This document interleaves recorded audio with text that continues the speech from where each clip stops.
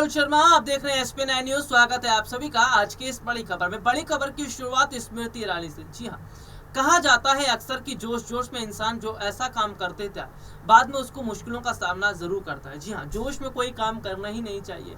और हमने देखा कि स्मृति ईरानी जिस तरह से संसद में बिफर पड़ी थी कांग्रेस पार्टी पर, अधीर रंजन चौधरी पर, सोनिया गांधी पर, उसके बाद देखा जा रहा है कि जोश जोश में स्मृति ईरानी ने भाषण तो दे दिया लेकिन अब फंस गई हैं, क्योंकि स्मृति ईरानी ने खुद द्रौपदी मुर्मू का भरी सभा में अपमान किया। दरअसल कैसे अपमान किया है हम अपने दर्शकों को समझाने की कोशिश करेंगे। ये भी बताएंगे कि स्मृति ईरानी ने द्रौपदी मुर्मू का ही नहीं, पूरे देश का अपमान किया है, पूरे देश के नौजवानों के साथ खिलवाड़ किया है, पूरे देश की जनता को छला है। सबसे पहले हम स्मृति ईरानी और द्रौपदी मुर्मू की बात कर लेते हैं। जी हाँ, देश की 15वीं राष्ट्रपति हैं द्रौपदी मुर्मू, और राष्ट्रपति हैं तो जाहिर सी बात है महामहिम राष्ट्रपति या देश की महिला राष्ट्रपति कहना जरूरी है, संबोधित करना जरूरी है। लेकिन हमने क्या देखा कि भरी सभा में जब स्मृति ईरानी अधीर रंजन चौधरी को घेर रही थी, कांग्रेस पार्टी को घेर रही थी, तो उन्होंने द्रौपदी मुर्मू के आगे ना तो श्रीमती लगाया,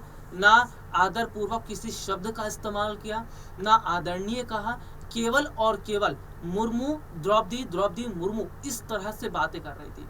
तो एक राष्ट्रपति देश की जिनको सम्मान से बुलाया जाना चाहिए, जिनको सम्मान से कहना चाहिए, उनके साथ तो उन्होंने इस तरह का व्यवहार किया। और वो खुद स्मृति ईरानी कह रही थी कि सोनिया गांधी को माफ़ी मांगनी चाहिए, अधीर रंजन चौधरी को माफ़ी मांगनी चाहिए कि उन्होंने महिला का अपमान किया है। एक वीडियो आपको जरूर दिखा रहे हैं। जी हाँ, लगातार वीडियो इसलिए दिखा रहे हैं ताकि खबरों की पुष्टि होती रहे, ताकि पता हमारे दर्शकों को भी चलता रहे कि किस तरह से भरी सभा में स्मृति ईरानी ने ना श्रीमती लगाया, ना महामहिम लगाया, ना कोई आदरणीय शब्द का इस्तेमाल किया, बस द्रौपदी और मुर्मू कहती रही है। इस वजह से आज स्मृति ईरानी फंस गई है और कांग्रेस कह रही है कि स्मृति ईरानी को माफी मांगना पड़ेगा।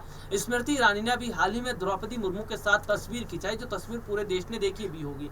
और तस्वीर में ऐसा लग रहा था कि स्मृति ईरानी को किसी बात का वही नहीं है, मलाल ही नहीं है। संसद में स्मृति ईरानी लड़ाई जो लड़ रही थी वो निजी लड़ाई लड़ रही थी, यानी कि पर्सनल लड़ाई लड़ रही थी। क्यों? क्योंकि उनकी बेटी जॉयस ईरानी का जो सच कांग्रेस ने बताया, इसलिए ये बात स्मृति को चुभ गई और स्मृति ईरानी ने अपनी सारी जो दिल की भड़ास थी वो संसद में निकाल दी। सबसे पहले तो ये वीडियो देखिए, उसके बाद हम अपने दर्शकों को बताएंगे कैसे देश की जनता के साथ भी उन्होंने धोखा किया है, देश की जनता का अपमान किया है। देखिए वीडियो।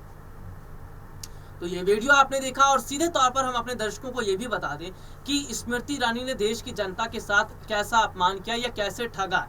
2014 से पहले सभी लोग जानते हैं स्मृति ईरानी को महंगाई बहुत याद आती थी, बेरोजगारी बहुत याद आती थी, पेट्रोल डीजल बहुत याद आते थे, गिरती अर्थव्यवस्था बहुत याद आती थी। उस वक्त वो सड़कों पर बैठ जाया करती थी, प्रदर्शन करने लगती थी, हाथ में पोस्टर बैनर तमाम चीज़ें लेकर बैठ जाया करती थी। ठीक है, लेकिन हमने क्या देखा कि जैसे ही मोदी सरकार आई, यानी कि 2014 के बाद जैसे बदला हुआ, 2014 के बाद से क्या देखने को मिलता है कि स्मृति ईरानी ने मुंह पर चुप्पी साध ली।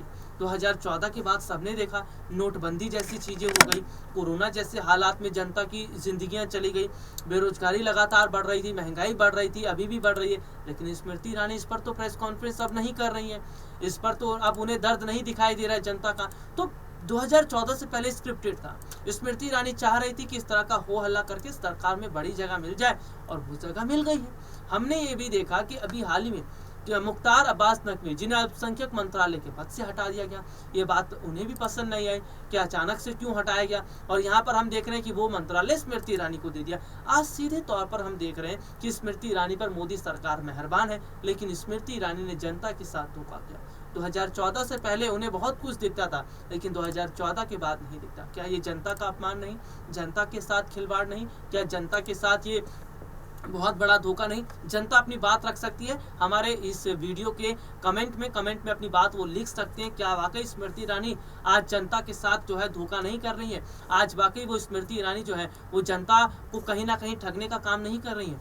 आज के लिए इतना ही, आपसे फिर दोबारा मुलाकात होगी, तब तक के लिए इजाजत दीजिए। नमस्कार।